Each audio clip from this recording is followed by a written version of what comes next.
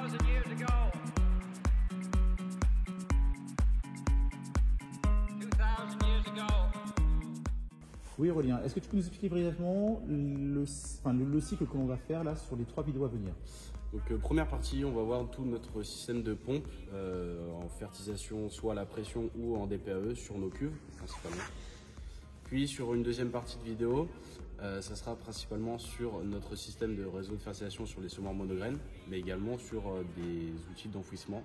Et ça peut aller sur du petit projet d'autoconstruction, sur du grand projet d'autoconstruction avec du système pression de planting. Et en troisième partie, exactement le même cas, mais sur du semoir grande culture.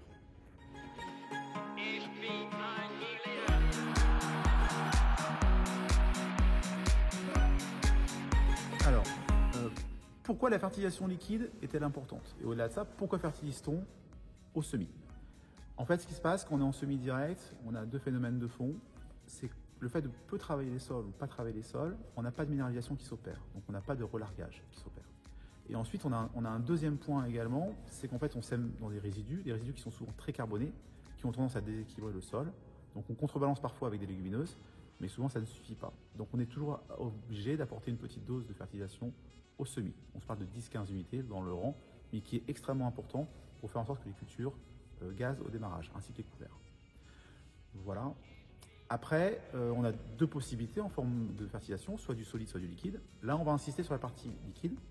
Pourquoi? Parce qu'en fait, on voit qu'il y a un vrai phénomène de fond aujourd'hui, notamment avec toute la partie EM, tête compost, les enrobages, donc toute une forme d'organique liquide qui apparaît et qui fait beaucoup sens.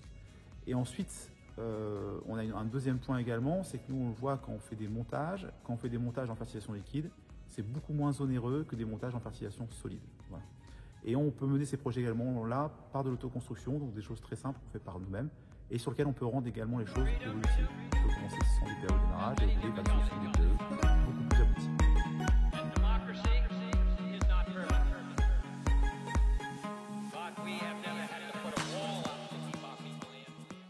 Donc aujourd'hui, on va vous présenter notre système de fertilisation liquide.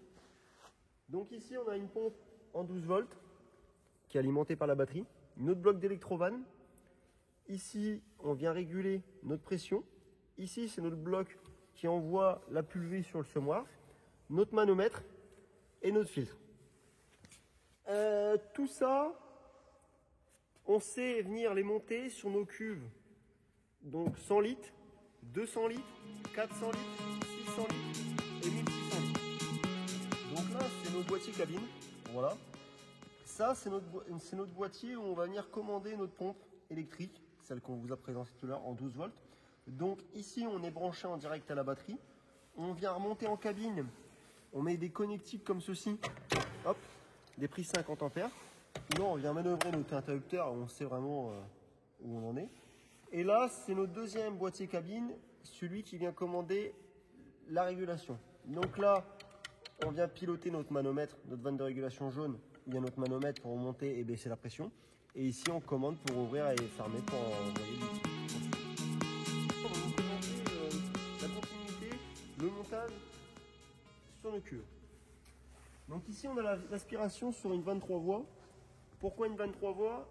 Parce que comme ça, on sait dire quand soit on aspire dans cette position, et si on a envie de la vidanger pour la nettoyer, on manœuvre la vanne, et comme ça, le fluide il peut couler, on peut le renvoyer dans notre cuve. Donc, la vanne de ce sens-ci. Donc là, ici, on vient aspirer, on arrive au filtre. Le produit est filtré, il part à la pompe. Entrée de la pompe. Là, on part au bloc d'électrovanne, où ici, on vient réguler. On régule manuel. Là, on régule électronique. Et ici, on choisit le départ. C'est pour ça que le mano est plus proche du départ. Comme ça, c'est vraiment notre pression où on en est. Donc le fluide, une fois qu'il est trié, il lui faut du retour. Donc ici, on a nos 2 retours, donc le retour manuel, le retour électrique. On repart ici sur une croix, et là, c'est un retour si la vanne est fermée. Donc ça repart là, et ça remonte ici en cuve, ça retourne en haut. Et comme ça fait un circuit de brassage, et si on veut, on a un produit qu'on ne veut pas qu'il sèche, et ben on sait aussi faire brasser. Après ça, le départ. Donc notre tuyau part ici, on vient l'envoyer sur une croix de fertilisation. Comme ça, on vient séparer nos fluides pour venir choisir sur nos différents dents. Et après, On arrive sur notre porte-pastille qui est ici. Et ici, on a la pastille. On met une pastille de différentes tailles pour choisir les différents litrages. Et après, ça tombe dans notre dent. Et ça, ici, c'est un anti-goutte. En dessous d'un bar, il ne peut pas fonctionner. Comme ça, quand on a éteint, on est en dessous d'un bar et on n'a jamais de produit qui coule dans le vide.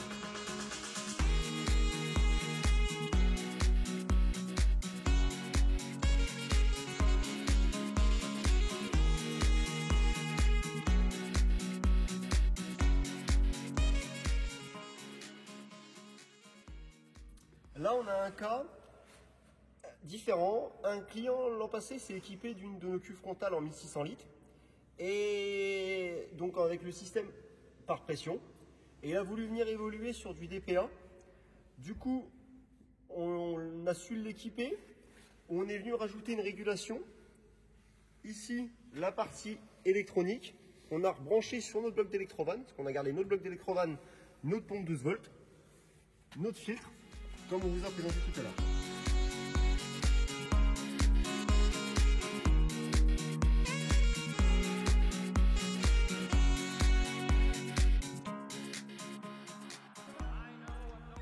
Le boîtier cabine du système DPAE qu'on vient d'ajouter sur notre cuve de 1600 litres, qui est 100% tactile, où on vient chercher notre info vitesse. Ici, c'est une prise 7 proche sur le tracteur. Donc tous nos tracteurs d'aujourd'hui sont équipés de cette manière-là.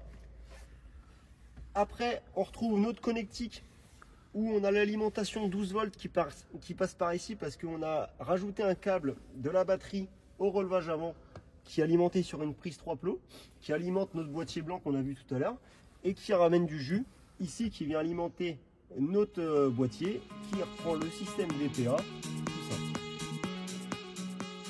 Alors pour vous expliquer le montage, donc on allait récupérer la polarité batterie, donc avec ce câble là qui passe là. Donc il y a une plaque qui a été posée ici, voilà. Donc là on a une prise d'alimentation électrique qui arrive là, qui vient alimenter ce boîtier intermédiaire ici, voilà. Ce boîtier intermédiaire, on a les prises qui viennent raccorder les deux, enfin l'électrovanne générale et la coupure. Voilà. On a également cette prise là, donc la troisième en dessous là, celle-ci, qui vient alimenter le débitmètre, d'accord. Ensuite, on a la quatrième prise là, c'est l'alimentation de la pompe, voilà, la pompe est raccordée. Et ensuite, là, la dernière, c'est la prise d'alimentation. Voilà. Donc tous les éléments sont raccordés par ce bloc, cette boîte intermédiaire là. Qu'il y a de plus, donc notre boîtier. Ici sur la page de travail, on a la vitesse d'avancement, le produit en instantané en litres hectares et les litres minutes. Donc là, nous on a choisi une dose de 120 litres hectares. La largeur totale, on l'a renseignée de 6 mètres, mais elle se renseigne que quand on a lancé la vitesse et on a activé G1. G1, c'est notre interrupteur pour autoriser le fluide d'aller sur notre outil. Ou sinon, sur cette connectique ici, là, on sait venir rajouter un système de start and stop.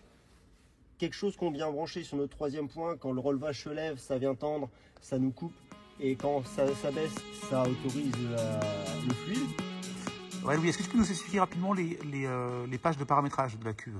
Donc les paramètres de travail, c'est très simple. On vient enregistrer notre largeur. En fait, on peut avoir 3 modes, on peut préenregistrer 3 positions de travail. Donc si admettons on va travailler avec un combi-germe de 6 mètres, une rotative de 4 mètres et une machine à patates de 3 mètres, on sait le faire parce qu'on a plusieurs pages. Voilà.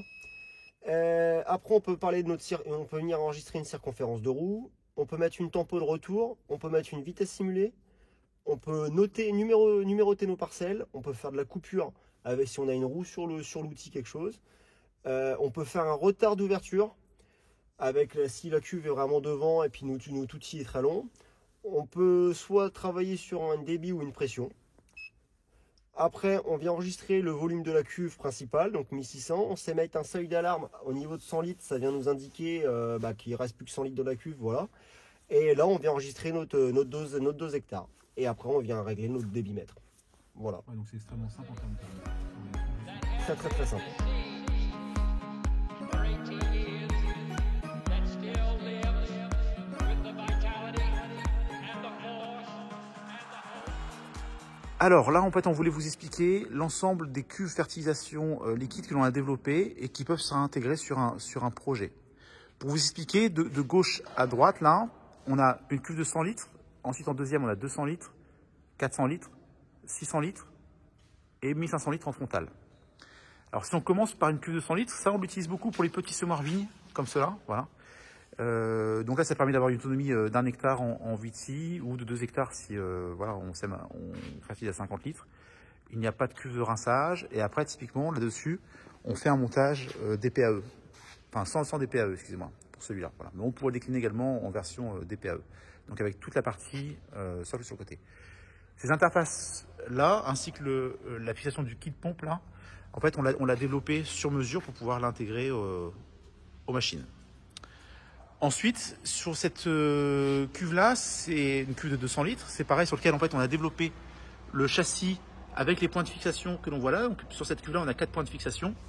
Et on a toutes les parties fixation pour la pompe, l'électrovanne, le filtre, ainsi de suite. Et comme ça peut être du prêt à l'emploi. Donc typiquement, si vous avez un projet, ça peut être en arbo, en grande culture ou en vitie pour intégrer ces cuves-là, bah nous, on peut vous fournir tout cet ensemble-là qui est du prêt à l'emploi. Vous n'avez plus que le boîtier cabine à monter et c'est parti. Voilà.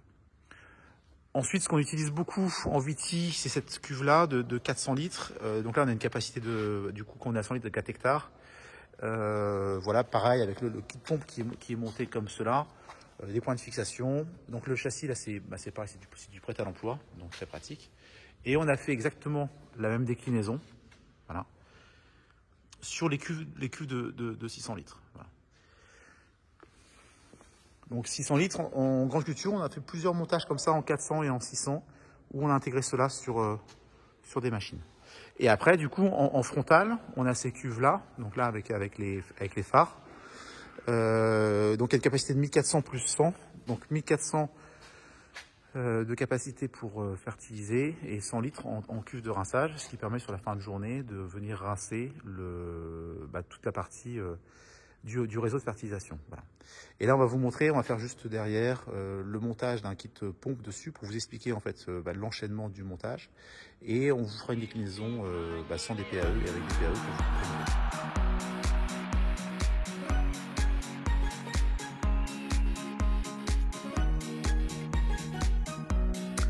Écoutez, j'espère que cette vidéo vous a plu et qu'on a pu vous transférer le maximum de connaissances. Je profite de cette vidéo pour remercier les équipes Pulvé Juste avec lesquelles on partage énormément et avec lesquelles on mène de plus en plus de projets conjoints. Au-delà de cela, aujourd'hui, on ne s'arrête pas sur ces modes sans et avec des PAE. On travaille de plus en plus sur des projets de solutions isobus complètes dans lesquelles on puisse emmener à la fois des distributions de semences, mais également de la fertilisation liquide couplée. Voilà. Donc là, on est en train de mener 2 projets avec Trimble et avec les équipes Dick & Jones également. Et en tout cas, les prototypes s'annoncent concluants, donc on vous partagera des vidéos futures sur ces sujets. Très bonne semaine à tous.